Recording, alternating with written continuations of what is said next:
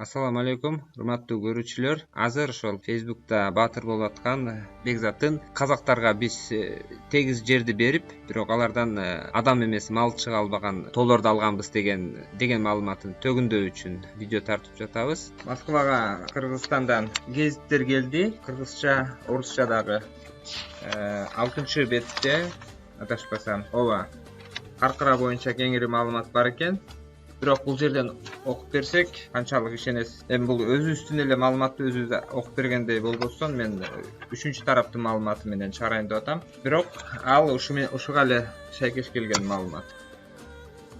Адахан Кимсенбаев өзүнүн бир сөзүндө айтты эле, кыргыз-казак чек араларынын сүйлөшүүлөрдө бул жападан жалгыз Кыргызстандын пайдасына чечилген жер мына ушул Каркыра болгон деп. Мына ошону далилдеп мен бир мисал менен көрсөтөйүн. Бул 2004-жылы чыккан китеп Кыргызстан и Казакстан границы дружбы и добрососедства деген. Авторлору берде мурдагы тышкы иштер министрибиз, белгилүү жазуучу Чыңгыз Айтматовдун уулу Аскар Айтматов жана көптөгөн илимий кызматкерлер. Бул жерде бизге керектүү маалыматты азыр мен жерде жашыл менен Кыргызстандын пайдасына өткөн жерлер, сары менен Казакстандын пайдасына өткөн жерлер белгиленген дагы. Азыр Ысык көлдөн баштайбыз. Чу дегенде эле эң биринчи, бул жерде 8-де турат, бирок чыгыш тараптан баштаганда убакыт аз болгондуктан биринчи эле участокду алып көрөлү. Мынакей Ысык көл областы. Бул жерде мына Каркыра маселесине номерде коюлган эмес. Ошол себептен бул китепте мен Каркыра жөнүндө кеңири айта албайм. Бул себеби 2008-жылдары чечилип аткандыгы үчүн бул эски китепте көргөзүлбөйт.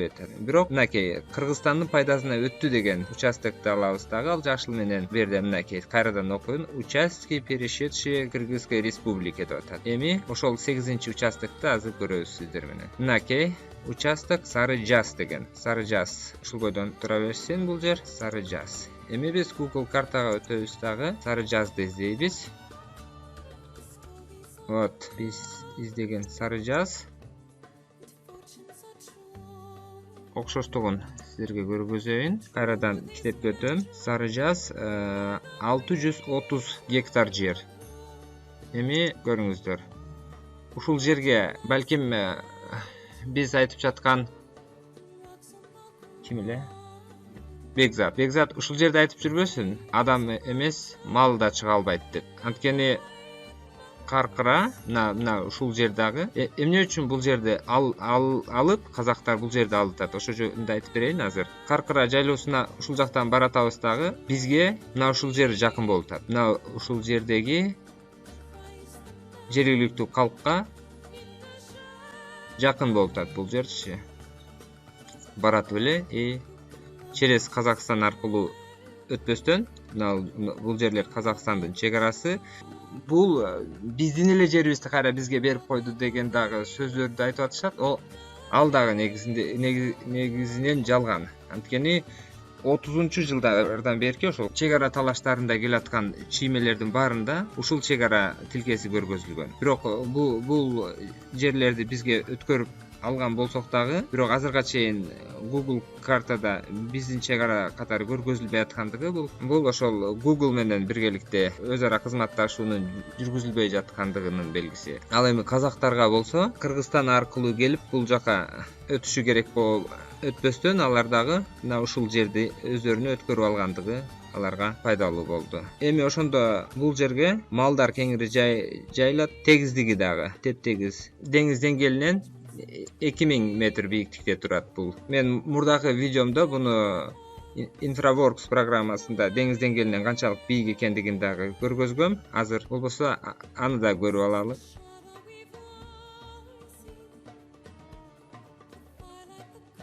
Вот мынакей Infraworks программасында мынакей деңиз деңгээлинен 2000 метр бийик. Ошол бизге өттү деген жерлер азыр жакындатып көргөзөт. Вот 2000 метр бийиктикте. Бул жактар Казакстанга өттү деген жерлер 2000 метр бийиктикте болуп турат. Вот 2000 метр бийиктикте. 2000 метрден дальше 500 метр бийиктиктеги тобу бул ал өтө кымбат программа болгондугу үчүн азыр менде ал программа активдүү эмес, ошол себептен мен бул жерди көргөзө албайм да. Алмашылган жерлерде. Мына ушул Ири суу жана Кылчык кой дарыяларынын арасы Кыргызстандын жери болгон деген тарыхый документ бизде жок. Мындай маалыматты эпостор менен, уламыштар менен, анан кийин санжырачылардын пикири менен далилдей албайбыз. Мисалы үчүн бул Каркыра Көкөтөйдүн ашы өткөн кыргыздын жери деп айтып атат. Анан мындай Алтай жол баскан кең географияны камтыган Манас эпосунун дагы айтылган бардык жерлерди биздики деп талаша албайбыз. СССР таркагандан кийин чек аралары кандай бөлүнүштүрүлөт, ошол жөнүндө дагы документ, кол коюлган документтердин эрежелерине ылайык гана бөлүштүрүлөт. Эми кайрадан Кыргызстан алган жерди көргөзүп өтөйүн. Бул Сары Жаз болчу. Мынакей. Эми бул жерде 630 гектар экендигин дагы далилдеп көргөзүп коюшум керек. Ошон үчүн мен аны силерге көрүнбөй атат. Баштай турган болсом, мына бул жерден башталып атат экенбиз. 95 гектар болду. Мынакей. Эмче иш керек кылабыз. Мына ушундай мен болжолду жакындаштырдым. Мынакей 630, бул жерде дагы 630 гектар. Мына ушул жерди бизге өткөрүп бердик деп мактана албайбыз, өткөрүп алдык депчи. Анткени бул мына хребет деп коет, тоо кыркасы менен бөлүштүрүлдү дагы. Бул жерди албаса, бул жердин эриген суулар бизге өткөрүп алгандан кийин бизди көздөй агып калды, ага чейин тескери карай акчу деп да айта албайбыз. Ошондо бул жерди Кыргызстанга алып же Казакстанда калышынын официалдуу эле биздин жерибиз ушунча 630 гектарга кеңейди деген гана маалымат болбосо, бизге эч кандай утуш алып келген эмес. Эми бул чек ара маселеси боюнча, Каркыра маселеси боюнча айта берсек сөз көп. Ошол себептен мен кайсы бир деңгээлде жыйынтыктаганга, өзүмдүн оюмду жыйынтыктаганга, туура жыйынтыктаганга аракет кылам. Бул жерде Атахан Кимсебаевич айтат, баягы мен соц тармактарды түшүнбөйм деп, электронный мирди түшүнбөйм деп. Айфон көтөрүп турат го, анан кийин кече интернетти билбейм деген адам, соц тармакты түшүнбөйм деген адам айфон көтөрүп турат деп, соц тармактарды түшүнбөйм, интернетке кирбейм деп калп айтат деп. Айфон кармаган адам, Фейсбукка кирген адам эле интернетти түшүнгөн, компьютерди билген адамга айланып калбайт да. Өздөрүнүн айткан эле оюн кол коюлган кагаздарды гана көтөрүп алып доомат айтпастан терең изилдеп, терең көргөзүп берсе жакшы болмок эле да. Андан тышкары мен Бекзаттан суранат элем да, ошол видеолорун тартканда атайын программаны колдонсо, баягы адам эмес, мал дагы, малдын буту жетпеген жайлоолорду алган, кайтарып алмашылган депчи. Ошого далил катары мен сунуштайт элем мындай программаны колдонушун. Бул жерде мынакей деңиз деңгээлинен канчалык бийикте экендигин көргөзүп турат. Бул Ала Бука жөнүндө тартылган видео болчу. Мынакей деңиз деңгээлинен 870 метр бийиктикте жайгашкан айылдар, 1000 метр бийиктикте жайгашкан айылдар. Эми кайра азыр бул программанын жардамында баягы тоолордун, жерлердин деңиз деңгээлинен канча бийиктикте экендиги тактана көргөзүлүп турат.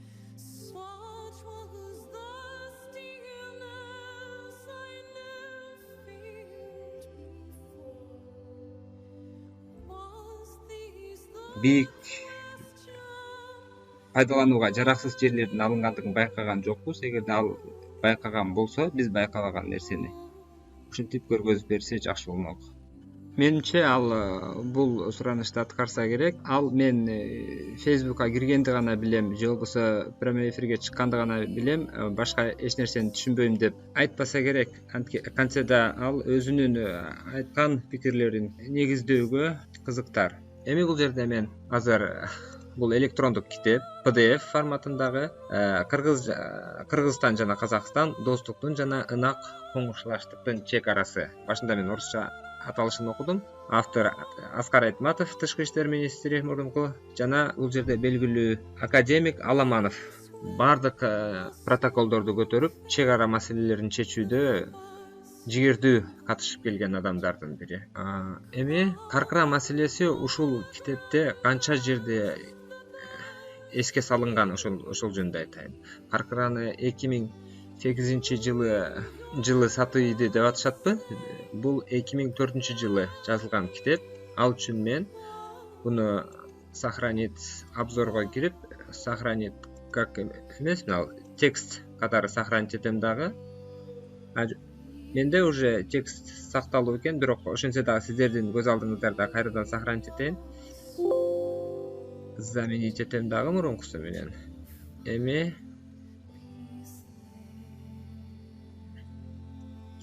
мынакей мен ачтым. Ал китепти баарын белгилеп алам дагы.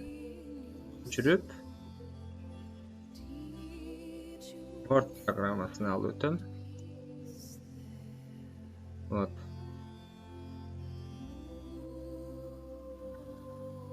Эми бул жерде бул китеп Word'го 411 страница болуп келип түштү. Эми бул жерде мен канча жерде эске салынганын билүү үчүн гана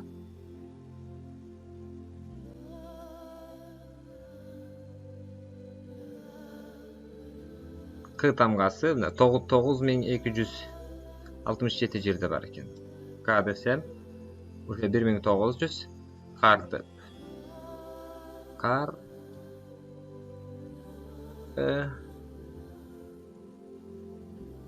каркыр десем азайып кетет. Анткени бул жерде орусча окончаниялар каркыра, каркыре деп өзгөрүп, каркыруу деп мындай сөздүн маанисине жараша өзгөрүп кетет. Ошон үчүн мен каркыр деп калтырып жатам жана 10 результатты көрүп турам. Эми биринчи, бул жерде тарыхый маалыматтар, бул жерде канчанчы жылдар. Мен муну электронный китеп, аудио китеп кылып, ошондо андан кийинки экинчи жерде, үчүнчү жерде эске салынып атат. Булардын баары мисалы үчүн кайсы жылдарда?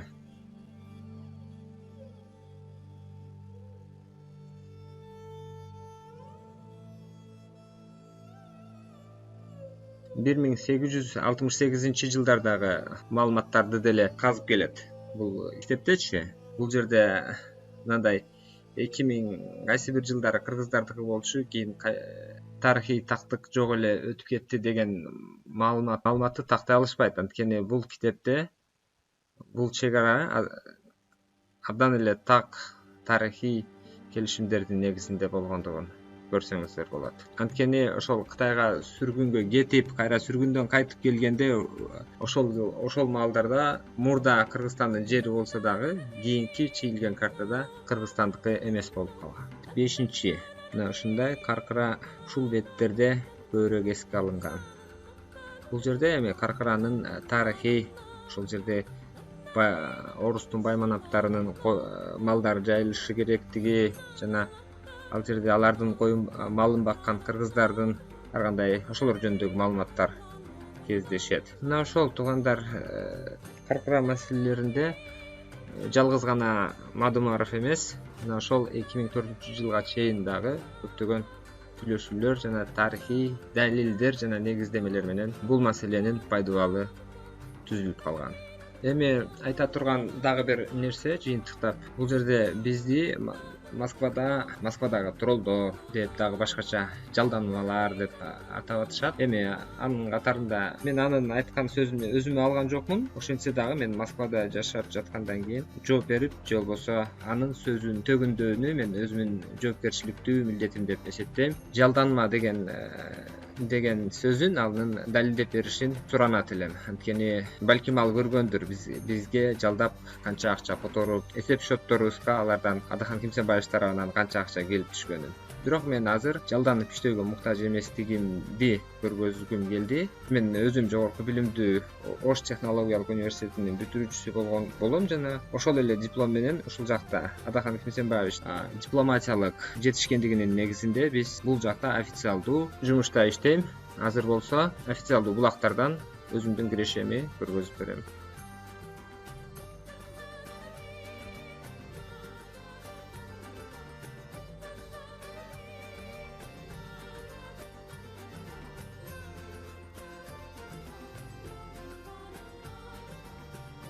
Мынакей доход 2020-ны ачып көрөйүн дагы. 9-ай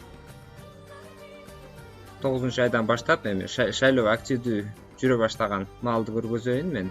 Сентябрь ичи мага 90 миңдей акча түшүп жатат. Эми андан кийинкилерден 4-кварталдын жыйынтыгы бул сайтка чыга элек. Менин аты жөнүм бул жерде.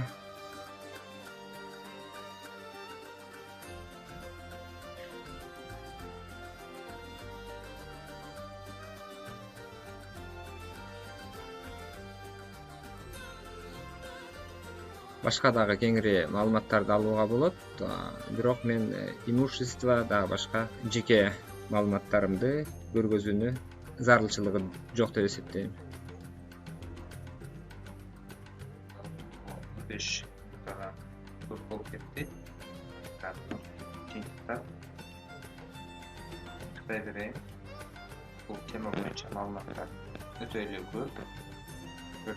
Бул теманы козгоп өтүшчү болсок, биз Орус империясына чейинки Кыргызстандын картасын чыгарууга ал маалымат кеңири жарыяланбаган, бирок айын булактар аркылуу